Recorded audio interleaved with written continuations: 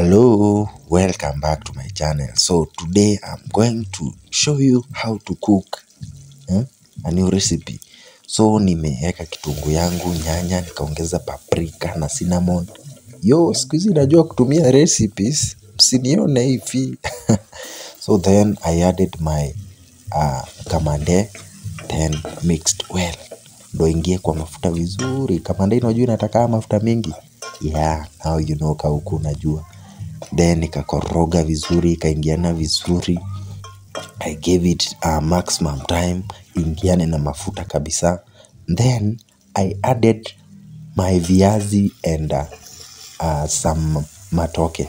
So manze, mama mboga wangu leo ameamua kunichongea viazi, akanichongea hadi mandizi. I should think of that. Sijui nimfanyie ile kitu, nimpromote. Then I added kachumvi kangu na tumaji kidogo tu, si maji mingi. Usiweke bufu. Wakikuyu saa zingine you want to destroy this. Achana tu. So kafunika of course, and then I gave it time, and within no time, like 15 minutes or so, chakula yangu ilikuwa imeiva.